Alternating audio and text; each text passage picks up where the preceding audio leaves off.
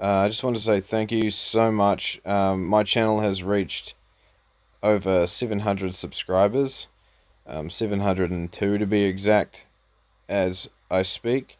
I'm sure that number will duck and dive, but hey, at the moment, 702, welcome. Um, I don't want to come across as some corny fake tuber. Like, I genuinely care that I'm putting out content that you guys find interesting.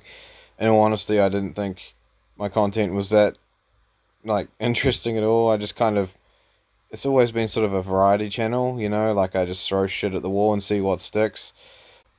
I started it around, was it the 6th of November 2006.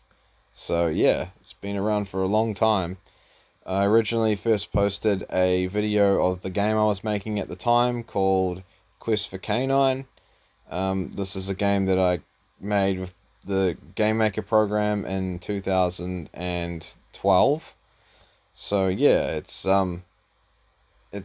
been a lot of fun. I make games in my spare time. I just kind of dabble with Gamemaker and stuff. That's another thing too. I do tutorials. I've done a couple of Gamemaker tutorials on the channel if that's something you're interested in. Game design. I mainly started doing it because every time I tried to look up tutorials on what to do when I got stuck, there was no tutorial to really help me out for the specific issue that I was needing help with. So hopefully I can explain things on a level where people can understand it that don't quite grasp it the same way as everyone else sort of does. Like for the likes of Shaun Spalding, like he's got good tutorials, they're really in depth, but the guy talks really fast and it's really hard to follow, in my opinion. Like, I'm not dissing, not calling him out or anything, but yeah, my brain just doesn't keep up. So it's a me thing. Uh, but it's I've been told that my sort of speed is quite good the way I do it and the way I explain things. So that's good feedback, I suppose. But yeah, so I highly recommend you get stuck into learning some Gamemaker. The latest version of Gamemaker is completely free. My friend LR Artunis just pretty much told me that fairly recently. And yeah, so there's really no excuse to not give it a try. It's completely free to just muck around with and like code games or use the drag and drop system. But once you're wanting to export your games, that's where GameMaker wants you to start paying. So if you've got a Windows PC and you want to export it as a standalone executable, for instance, for Windows, then you need to purchase the packet to export to Windows. You also, if you want to export to Mac, you need to have like an Apple computer or an Apple product in order to export to Apple products. If you get what I mean. So yeah, it's kind of, and when you're wanting to export to consoles, that's where things can get pretty bloody expensive. So yeah, I highly recommend just kind of like testing your games with the GameMaker program as you're making it. Wait till it's in a completely finished state before purchasing these packets, because yeah, if you're just mucking around, that's the cool thing about it being free, is that you can just muck around with it, get a feel for it, make something, and like once you've completed it, then you can worry about exporting. So that is quite cool. So yeah, I do have an itch.io page where I have uploaded some old game projects. They're very outdated now. I can do a lot better than what I've done uh, in those since. But yeah, I haven't really made anything that's worthwhile putting on there. A lot of the stuff I've discontinued, but I've learned a lot from. There's a lot of stuff I haven't even released, and I'm just completely deleted or been lost over the years that have got me to where I am now, where I can sort of. I'm in no way an expert in Game Maker. There's always something to learn with it. But I'm a lot sort of further ahead than what I was back in 2012 when I made Quest for Canine. Which brings me to, I tried to remake Quest for Canine, or just, sort of update it with the knowledge that I have now. That was the whole purpose of it. the whole reason why I made Quest for Canine in the first place was because of our dog Pip. Sadly, she had cancer, so we had to make a difficult decision there. This was like years ago. So the whole idea of Quest for Canine was to celebrate her life, and so like have it as a dog that you've got to rescue, and it's just a platform game, just like Mario and Sonic and Alex Kidd inspired platform game. So yeah, and then eventually we got our dog. She was a Chihuahua, Dinky, and then she ended up getting a brain tumor, and we sadly had to put her down. So that's when I decided that I was going to remake Quest for Canine and feature Dinky in it. I even did like little bonus levels where you actually control Dinky and you've got to push and pull crates to get on top of them and get to the exit. There's going to be two different sort of segments there. But sadly, I've decided to discontinue this project after the loss of the latest loss of our dog Ryan. So yeah, I just don't have it in me to continue it. Also, I was getting really stuck. Like I said, I'm by no means an expert. Making vines in Gamemaker is so freaking hard. I still don't know how to do it. So yeah, making vines to swing from and stuff, it's just really, really hard. I don't understand what I'm doing. So I didn't really want to be bogged down with stuff that I don't know what I'm doing. I just want to create something that's fun and not worry so much about the complications of my limitations of knowledge of the program. I just want to start making a game that's basic, very simple, and just concentrate on level design, you know? That's the fun stuff that I want to be doing, not just slapping my head against the monitor for like 5 hours and still having nothing to show for it. Which brings me to where I'm at now. I've talked to my friend LR Artunist, and we're thinking about building a project together, a game project, unrelated to the cartoon that we're working on.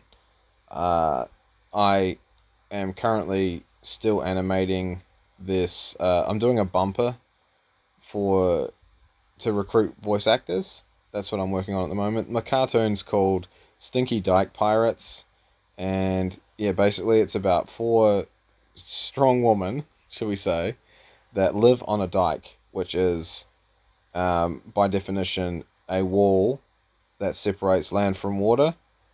So that's where they live. They live on this wall, and yeah, there's definitely going to be innuendos in there and just funny stuff like that. So yeah, if that kind of stuff offends you, it's probably not for you. Honestly, don't take it personally. I make fun of myself, so yeah, it should be all good. Just trying to have some fun, just lighten the mood a bit.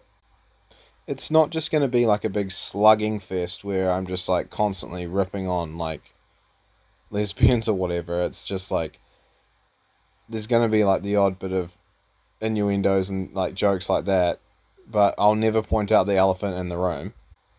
The whole motive behind it really is that I got sick of seeing old IPs from Disney and the like that are being changed to push a political statement, more so than being true to their own character. Well, what I'm doing is I'm taking their political statement and I'm making these political statements be true to their characters. So I'm not actually like completely ripping the piss out of lesbians or whatever. I'm giving these people actual characteristics. Some of them are even based off of real people. So yeah, their characteristics. People that were at university, and when I say at university, I don't mean like there's one character called Shannon. I just want to say, Shannon, if you're listening, that character is not based off of you, okay? So yeah, basically, Shannon is supposed to be the captain of the crew. She has the blue mohawk. She's kind of rough and ready, sort of more bark than bite, really. She's supposed to be the stronger one out of all of them. Physically strong. She works out, but yeah, she's she's kind of all talk, and she's supposed to be the most intimidating kind of one, but Rhonda would probably give her a run for her money there. Rhonda's the heavy set one with the red hair. She's kind of scary looking, but she can be also quite emotional, but she's also kind of scary. Like I reckon Shannon would definitely run a mile if when Rhonda's pissed off, because when Rhonda's pissed off, like really pissed off, she's pretty scary. So yeah, so you got Rhonda, you got you got Shannon, Rhonda, Kiki, who's the African American sort of character, or she could be British. I don't know. I'm still looking for voice actors. So that's what I'm animating at the moment, the voice acting recruitment bumper. So when I've released that, it'll come with details of how you can audition for these characters. So we're only looking for 2 characters at the moment, that being for Kiki and Rhonda. I don't have any thought of what Rhonda's voice could sound like, so surprise me. So yeah, I really am looking for Kiki. I'm more looking for like a Foxy Love kind of number 5, like a Cree Summer style voice. That would be really badass. It would be cool if I can get anything close to that. So if I can get someone that talks like Cree Summer, that can do voices like Cree Summer, that would be amazing. But I don't think I'm going to get anyone like that, but I am living in hope. Also, if Kiki has like a British accent too, that would be quite cool. Be interesting. I reckon that would quite suit her too, if done right. Kiki is the only coloured character at the moment. She is the level-headed one. She's kind of like the voice of reason, and she technically should be the one running the ship. She should be the captain, because she's more like, she keeps everyone at bay. She keeps everyone cool when they lose their shit. So yeah, Rhonda being emotional. Then you've got Shannon, who just doesn't give a crap about anyone else. It's whatever Shannon wants. Then you've got the new recruit being Chloe. So this is what the first episode is going to be about. Chloe is voiced by my friend LR Artunist, who is also doing the music for the show. So yeah, very cool. She's a really talented voice actress as well, so she's like the perfect voice for Chloe. Like, man, it blew me away when I first heard it, in all honesty. She's like the perfect voice for Chloe. So I've just about finished this voice acting recruitment bumper. I have done the line art for it. I've just about finished. Rhonda's the last character I'm doing. Poor Rhonda.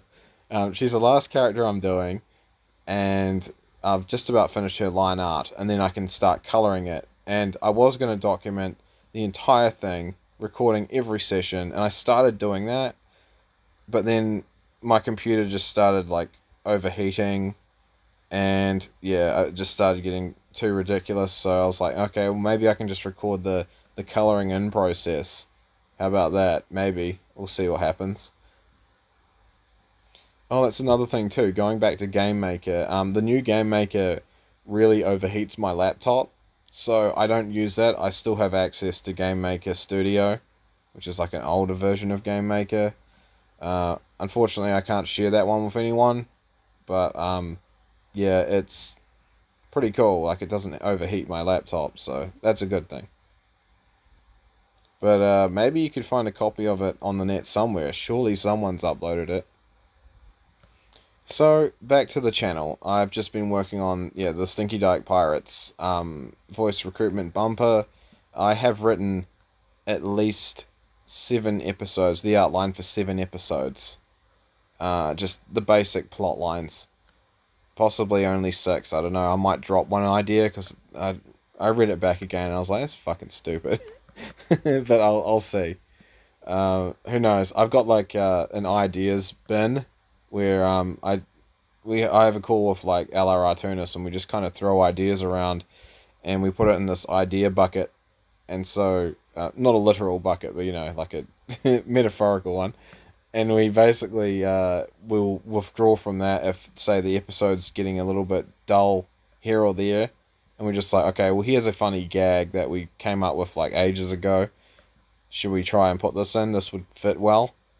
Yeah, so it's like those idea buckets, like they're just ideas that, those stupid thoughts that you get before you go to sleep about something.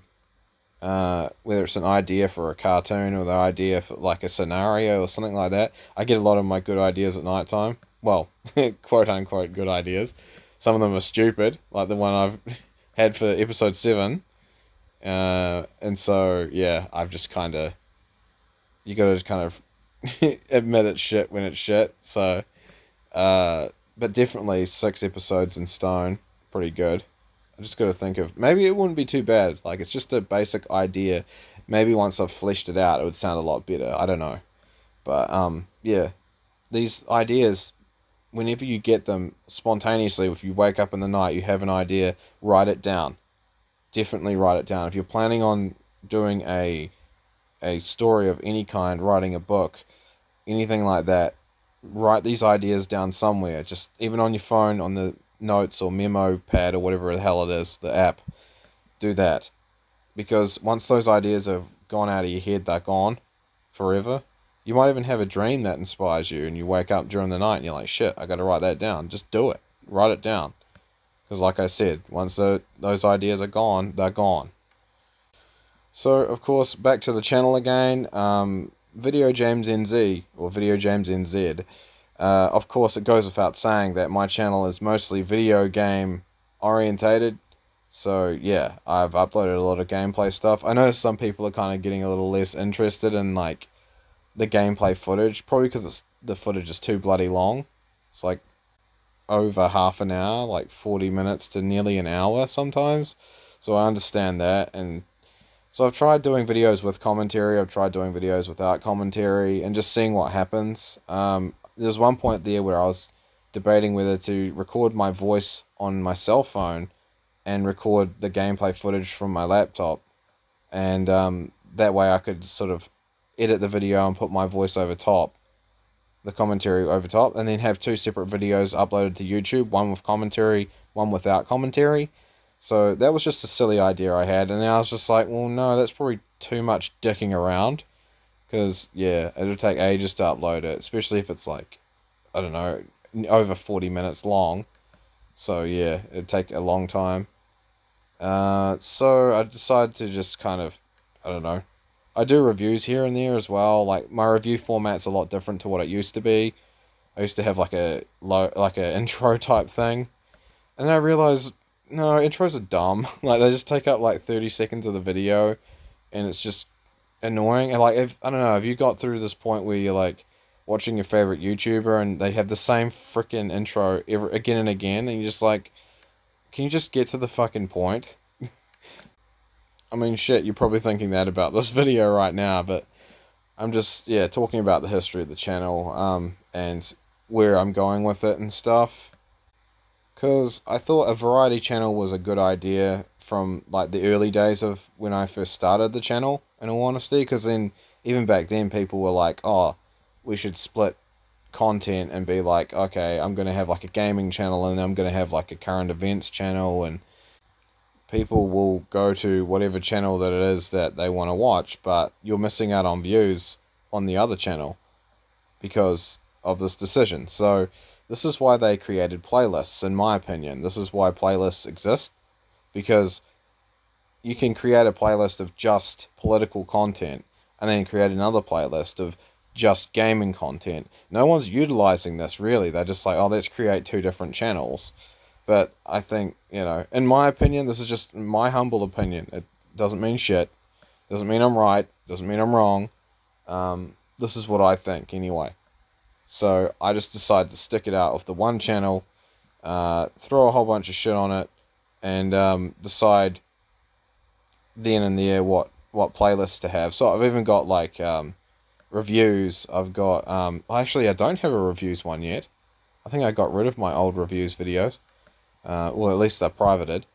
They're terrible. I'm not gonna make them public. I'm just gonna start again with the ones I have. Then there's was it gameplay or playthroughs or whatever it was? Got those. Like I finished House of the Dead Overkill, Resident Evil 2 remake, and things like that. Condemned 1 and 2. Completed that. Well, not 100%, but you know what I mean. So yeah, that's people can just pick and choose what they want from the playlists. That other video I did fairly recently called Autism, Jobs, and My Boring Work Stories, that was kind of like a modern version of the coffee and chat videos that I used to do. I haven't done those for a very long time. Reason being that I was kind of repeating the same shit again and again because I was mainly talking about politics and what was happening in my everyday life, which is for the most part pretty boring and repetitive, but that's the way I like it. So I decided that I would cut doing those, and yeah, I just kind of make the channel more of a positive place. I stopped talking about political content because I felt like it was just dragging people down, and it's just everywhere, and it's kind of like you go to escape from that. You go on YouTube to escape from that. So I know how hardly feel you if you're thinking that too, you know. So anyway, I should probably put a bow around this shit now. It's getting on a bit. It's nearly bloody. Oh, it's 2:30 in the morning. Shit. Okay. So before I go, I did a community post about this, but for those that haven't seen it, the creator of The Grim Adventures of Billy and Mandy, Maxwell Atoms, is going live on his YouTube channel Thursday, February the 29th, from 5 p.m. to around 7 p.m. Pacific time. So that is officially from him on his Patreon. So I said on my community post that it's very possible that he could be going live because me personally, I think things can change.